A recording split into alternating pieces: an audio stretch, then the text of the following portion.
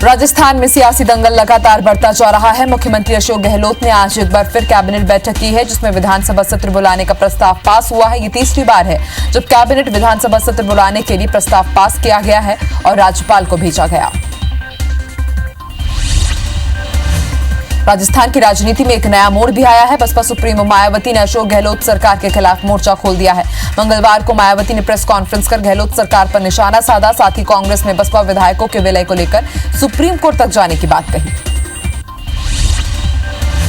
राज्यसभा सांसद दिग्विजय सिंह ने राष्ट्रपति रामनाथ कोविंद को पत्र लिखा है, जिसमें उन्होंने दल बदल कानून में प्रभावी संशोधन करने की जरूरत बताई है।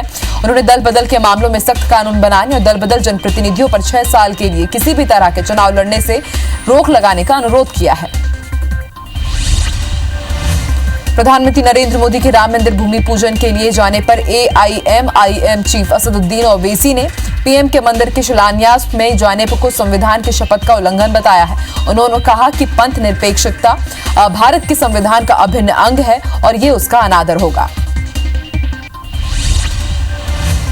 एक्टर सुशांत सिंह राजपूत की मौत के मामले में नया मोड़ आया है। सुशांत के पिता के सिंह ने एक्ट्रेस रिया चक्रवर्ती के खिलाफ पटना में FIR दर्ज कराई है। सुशांत के पिता ने रिया पर सुशांत को प्यार में फंसाकर उसके पैसे निकालने का आरोप लगाया है। विकास दुबे का मामला सामने आने के बाद सुप्रीम कोर्ट अब सख्त हो गया है। सुप्रीम कोर्ट ने मंगलवार को एक गैंगस्टर को जमानत देने से इंकार कर दिया है। गैंगस्टर पर 13 आपराधिक मुकदमे दर्ज है। Chief justice of India S A Bobde ने कहा कि तुम खतरनाक इंसान हो, हम तुम्हें जमानत पर रिहा नहीं कर सकते।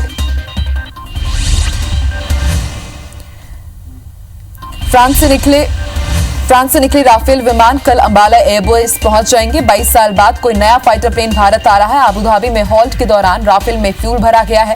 कल फ्रांस से 5 राफेल फाइटर जेट ने उड़ान भरी थी। भारत दसों एविएशन में 36 राफेल फाइटर जेट खरीद रहा है। बिहार और असम में बाढ़ का कहर जारी है। बाढ़ में उत्तर बिहार के 15 लाख लोग प्रभावित हुए हैं। बिहार की 12 जिलों की आबादी भीषण बाढ़ का सामना कर रही है। दरभंगा में बागमती का पानी कई इलाकों में घुस गया है। इस तरह राज्य की 625 पंचायतें जलमग्न हो गई हैं। वहीं NDRF और SDRF की टीमें लगातार लोगों के बचाव में जुटी हुई है। मध्य प्रदेश के सीएम शिवराज सिंह चौहान की वर्चुअल कैबिनेट मीटिंग में कोरोना, लॉकडाउन समेत कई मुद्दों पर चर्चा हुई। चंबल एक्सप्रेसवे का नाम चंबल प्रोग्रेसवे करने पर सहमति बनी है। 22 में से 21 नगर पंचायतों को दोबारा बहाल किया जाएगा और सीएम शिवराज सिंह चौहान ने अस्पताल से सीधे जुड़कर मीटिंग ली है। मंडला में राज्यसभा सदस्य संपतिया उइके और बीजेपी महिला मोर्चा ने सीएम शिवराज सिंह चौहान के स्वस्थ होने के लिए गायत्री मंदिर में हवन पूजन किया।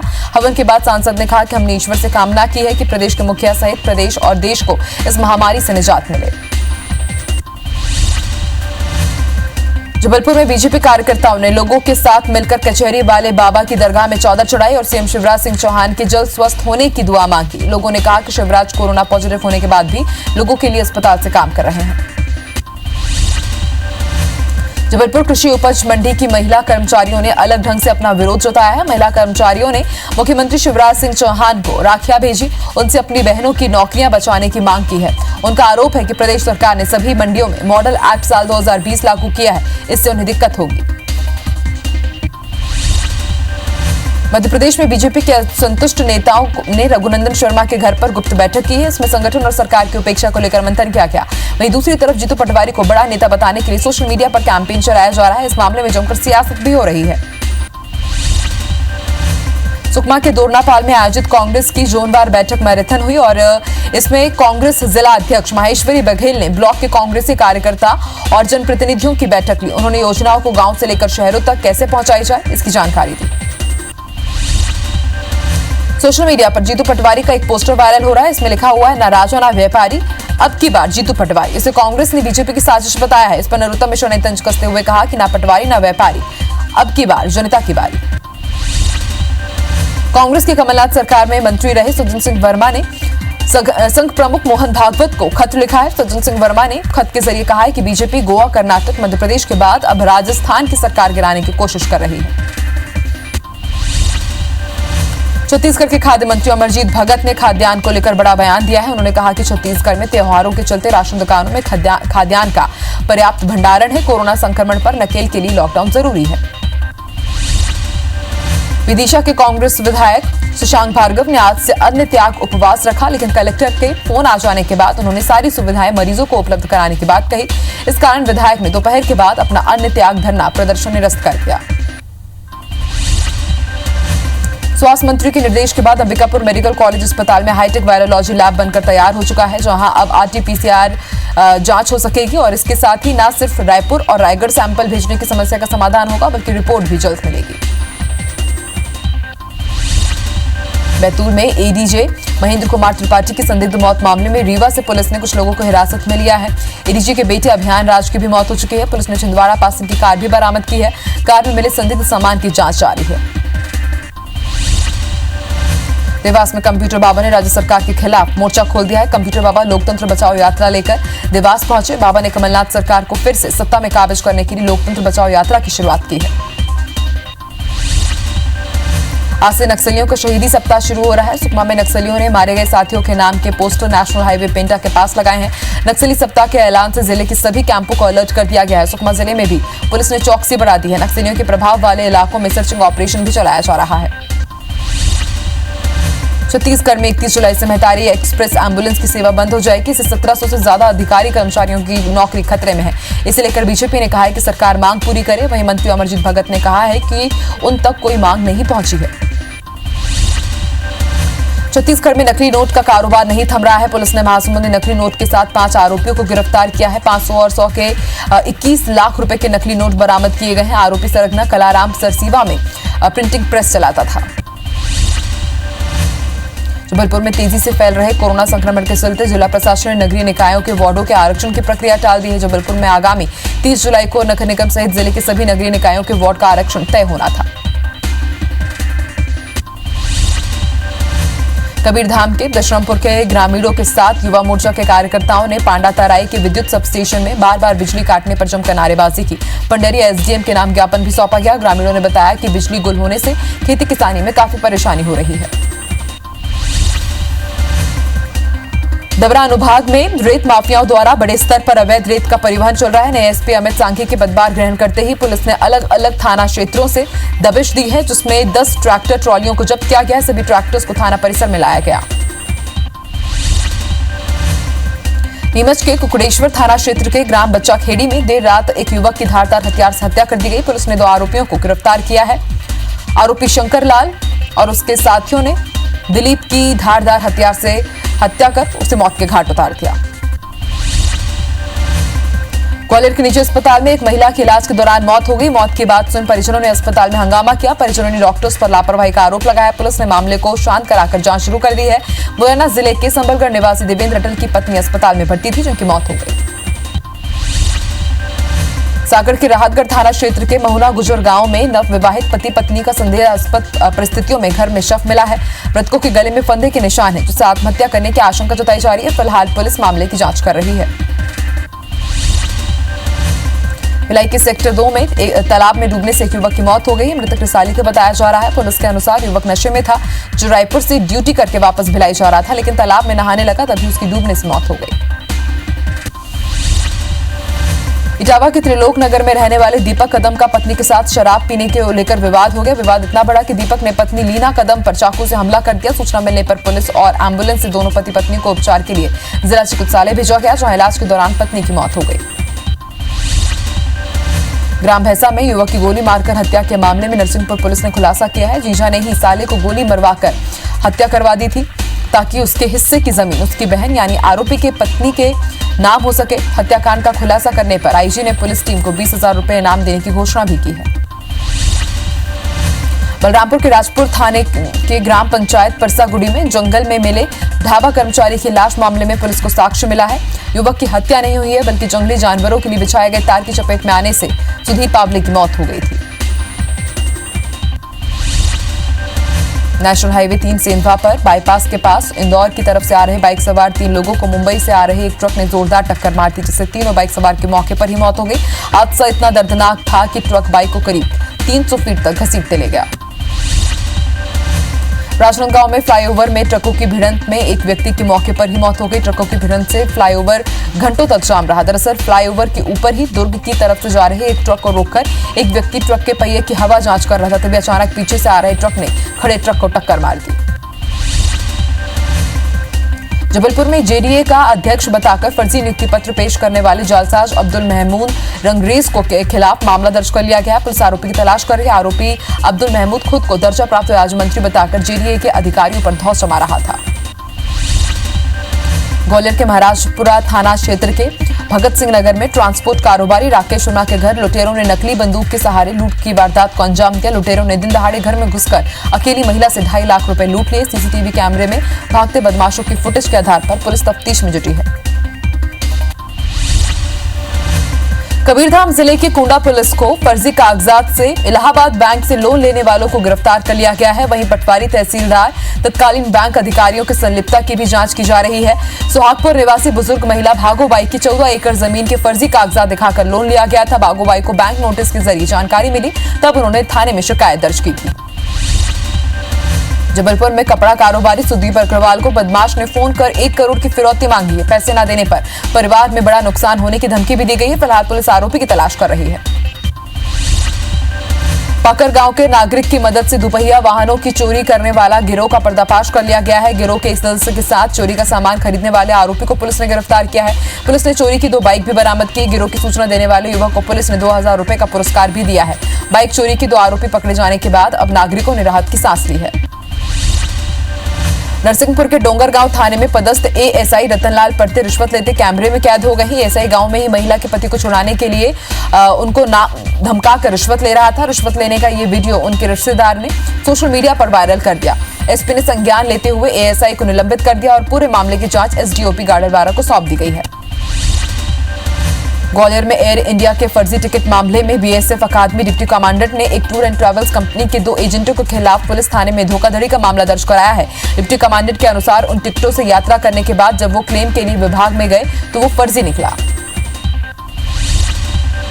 कबीरधाम के बोडला थाने से महज 7 मीटर की दूरी पर भाजपा नेता के कपड़ा दुकान में चोरी हो गई। दुकान खुलने पर चोरी की सूचना बोडला पुलिस को दी गई है। बोडला के पूर्व उपाध्यक्ष विजय पाटिल और उसके भाई की कपड़ा दुकान है। दुकान के काउंटर में लगे 14,000 नगद भी उड़ा लिए गए।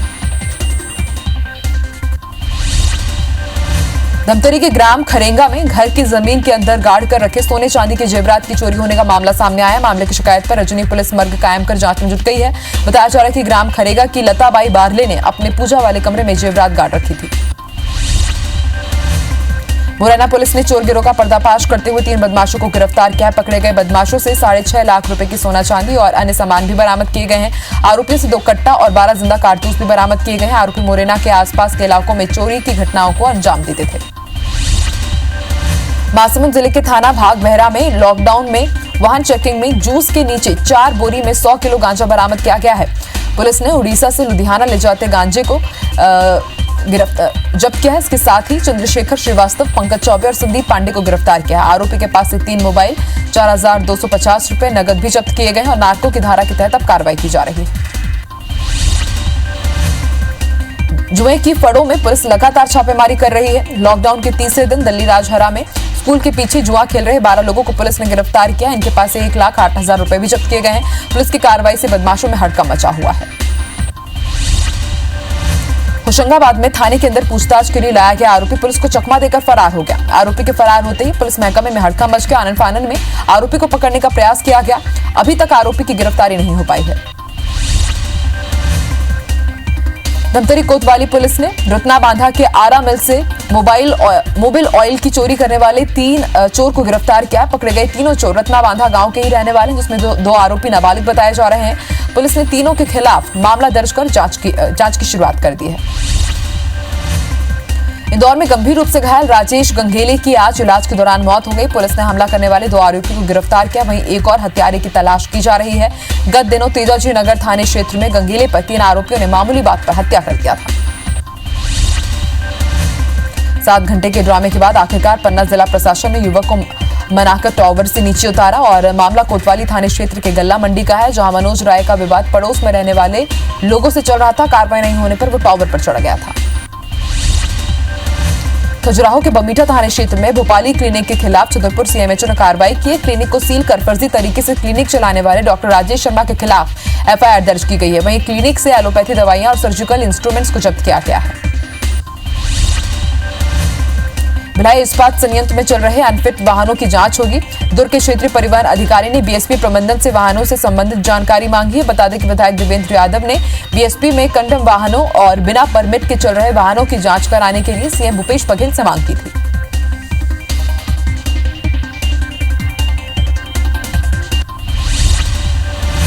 सीवर लाइन प्रोजेक्ट को लेकर जबलपुर नगर निगम ने हाईकोर्ट में स्टेटस रिपोर्ट पेश की है। 13 साल में सिर्फ 315 किलोमीटर ही सीवर लाइन बिछाई गई है, जबकि शहर में कुल 590 किलोमीटर की सीवर लाइन बिछाई जानी थी। अब तक के कार्य में निगम ने 210 करोड़ रुपए की राशि खर्च कर चुका है।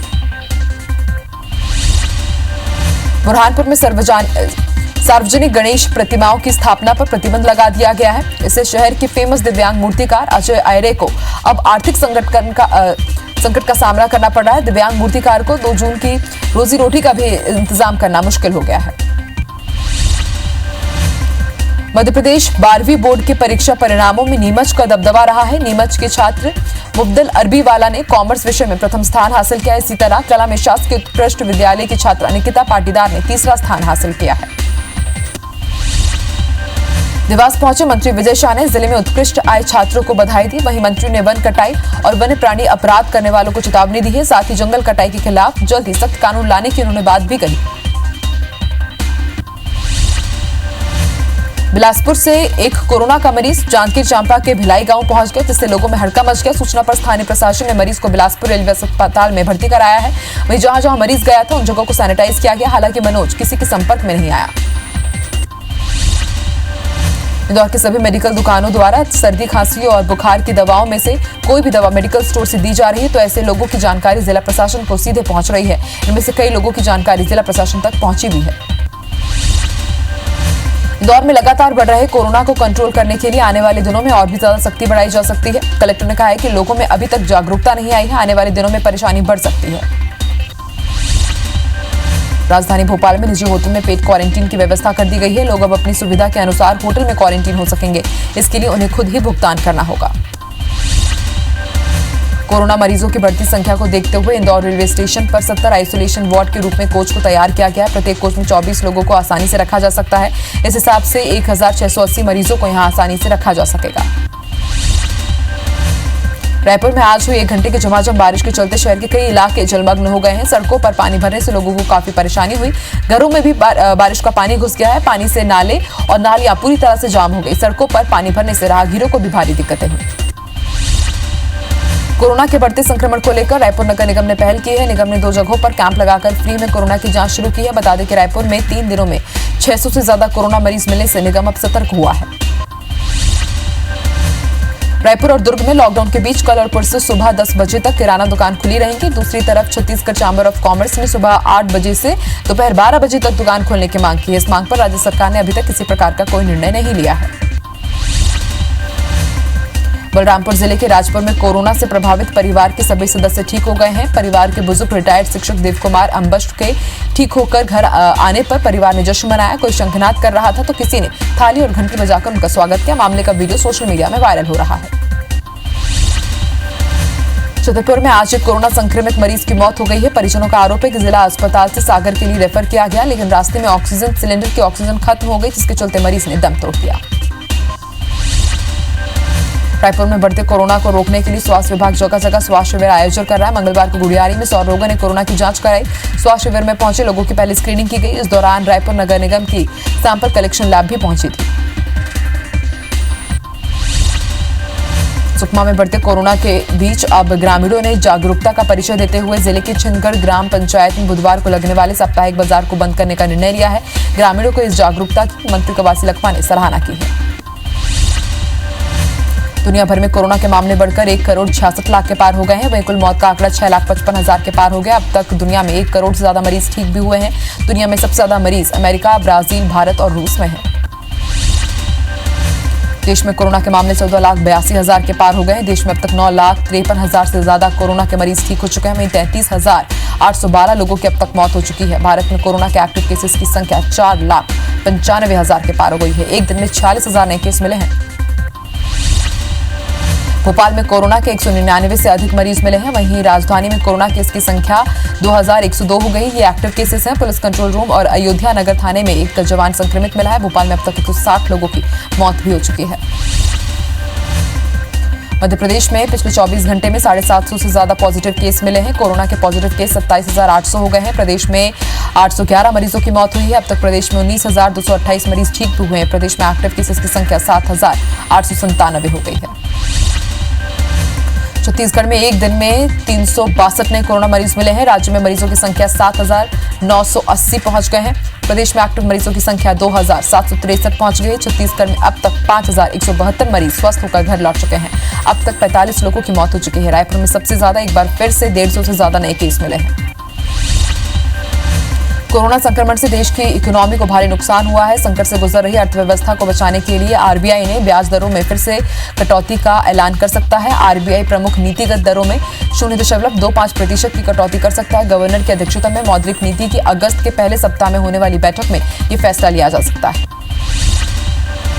भारतीय वायदा बाजार में सोना 52,000 के करीब पहुंच गया। वहीं चांदी ने भी 65,000 होने का एक नया रिकॉर्ड बनाया है। इस प्रकार एक दिन में सोने का भाव 785 रुपए बढ़ा है। तो वहीं अंतर्राष्ट्रीय बाजार में तेजी होने से सोना चांदी के भाव में इजाफा हुआ है। अंतर्राष्ट्रीय बाजार में लेवाली बढ़ाना इसका मुख्य कारण बताया जा रहा है।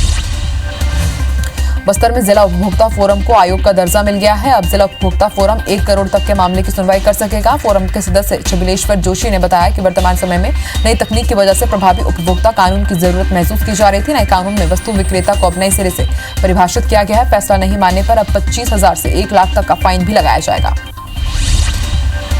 किसानों की मांग पर गंगरेल बांध से भिलाई कैनाल में करीब 300 क्यूसेक पानी छोड़ा गया। वहीं रुद्री बैराज से मुख्य कैनाल में करीब 500 क्यूसेक पानी छोड़ा गया है, जिससे रायपुर और बलौदा बाजार क्षेत्र के किसानों को लाभ मिलेगा।